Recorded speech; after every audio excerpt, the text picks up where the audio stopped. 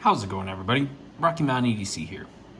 And today I have a pretty interesting video for you guys looking at my top 5 favorite EDC knives that I carry in my rotation.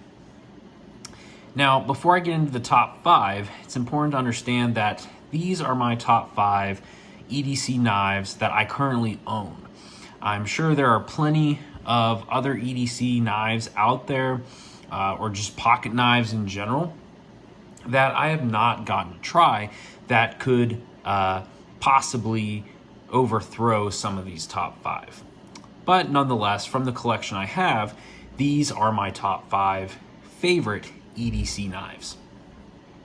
When I think about an everyday carry knife, I think about something that is going to be decently light and is going to be able to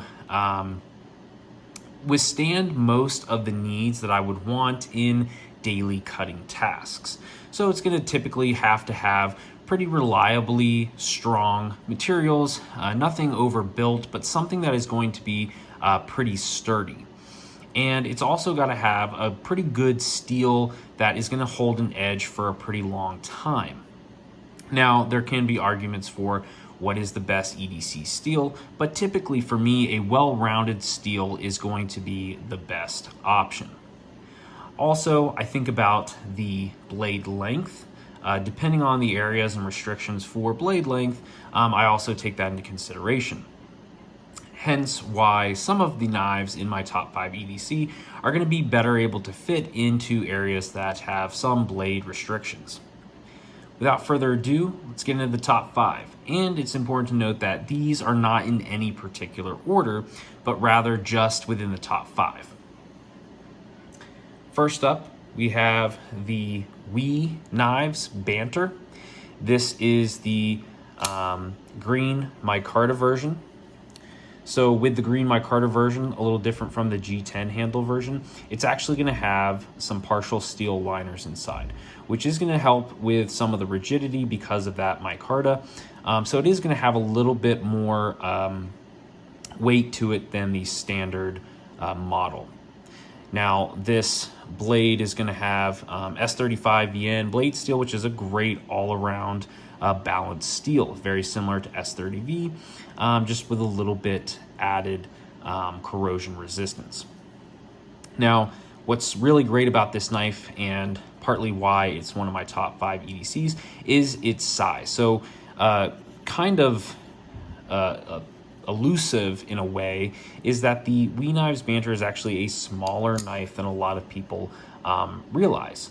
Now that's kind of interesting because, you know, again, pictures don't really show a knife justice.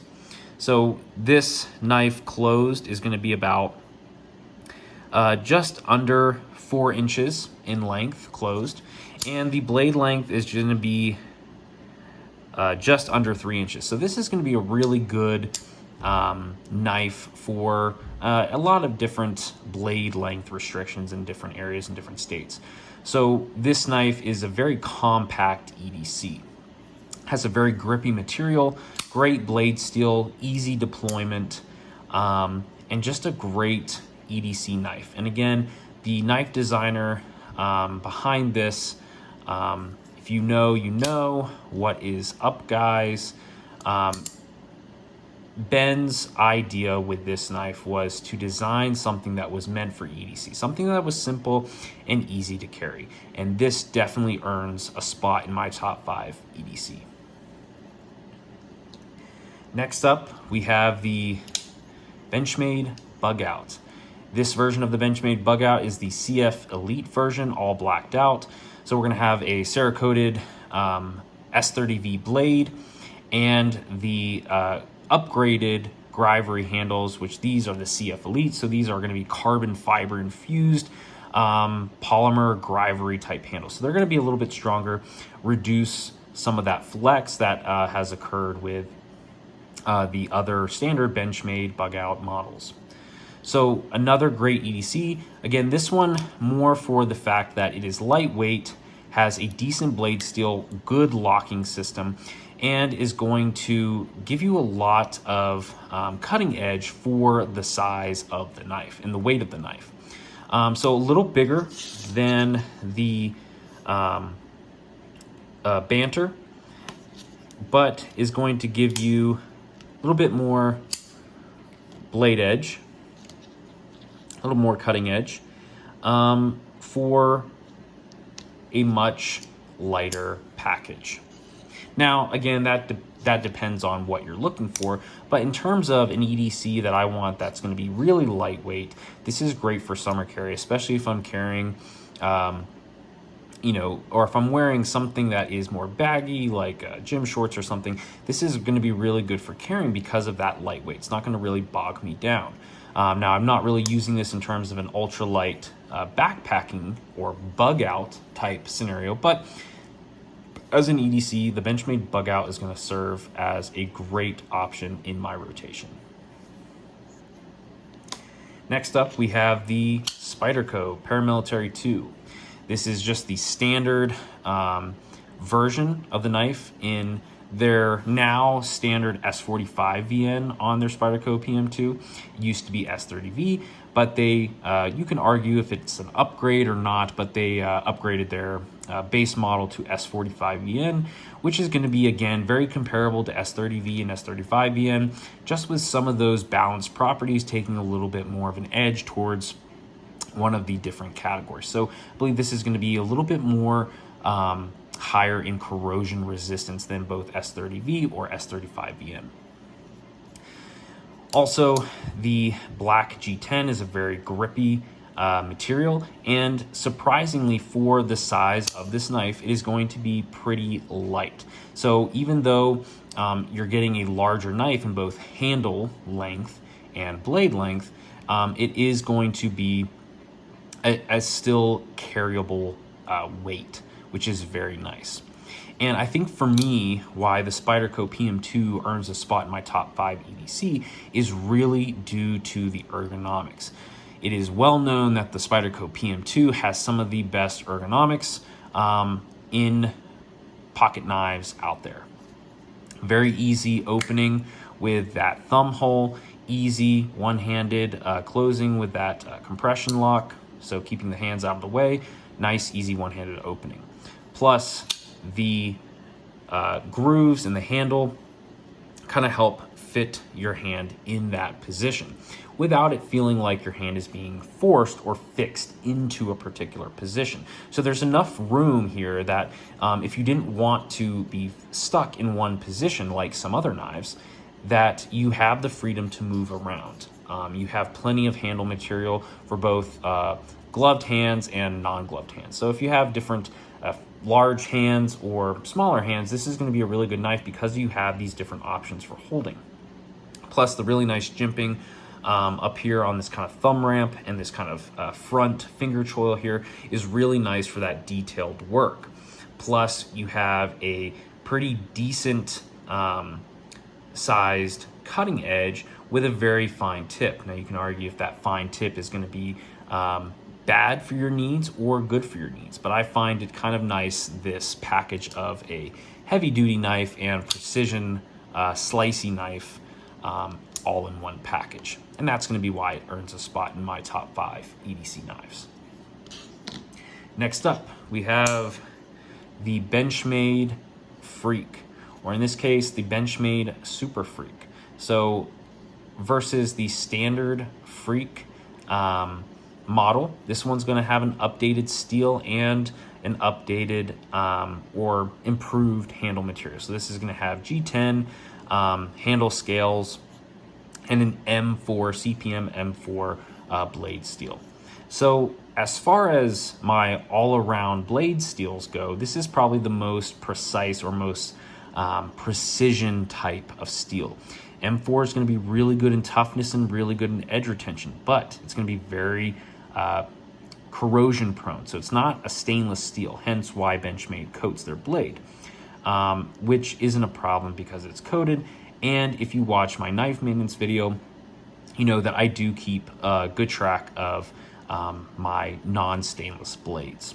So this is going to offer extreme performance in edge retention and toughness. So when I want a little heavier duty EDC knife, this is going to be kind of my go-to for that.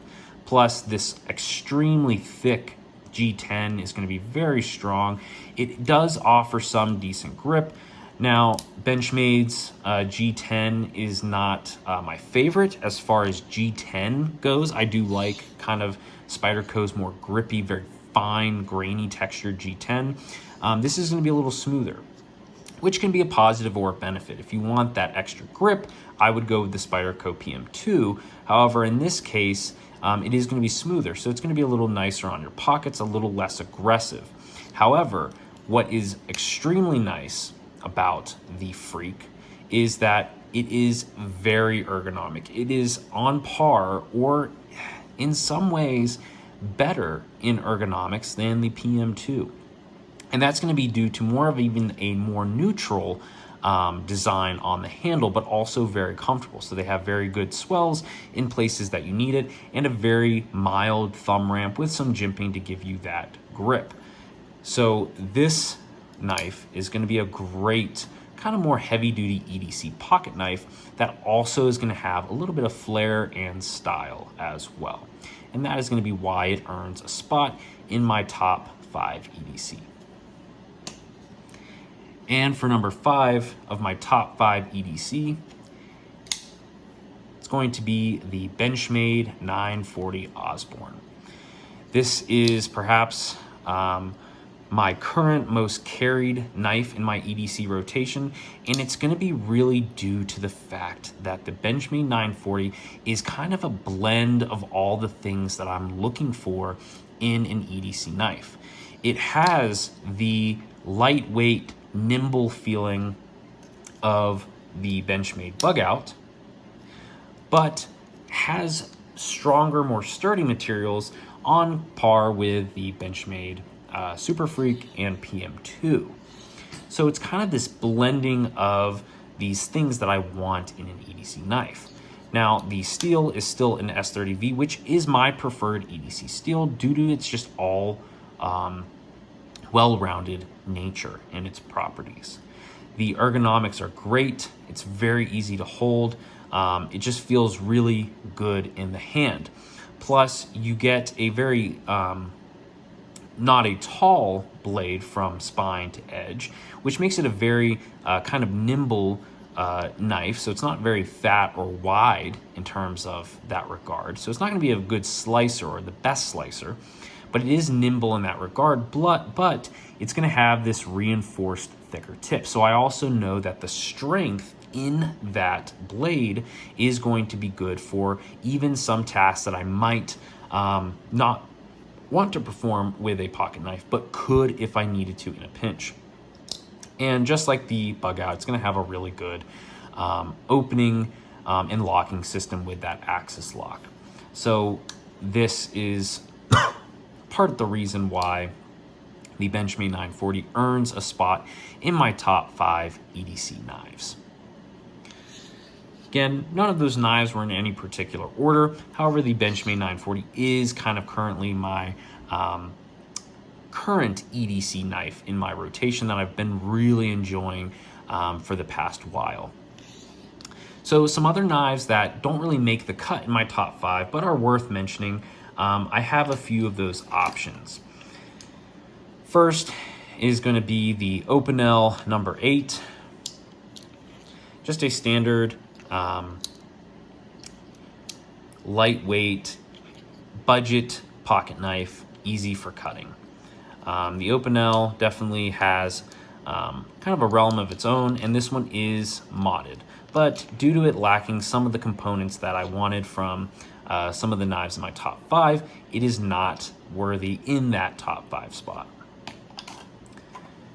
Then we have the Civivi Imperium, which is another really good EDC knife, and is going to be more in a budget realm compared to my top 5 knives, but also rocking a very stylish look with that carbon fiber and copper flaked handles. Really good cutting edge, a nice design, slim profile, different ways of deployment with the thumb studs or the front flipper, but again, just not hitting a lot of those marks that I want in my top 5.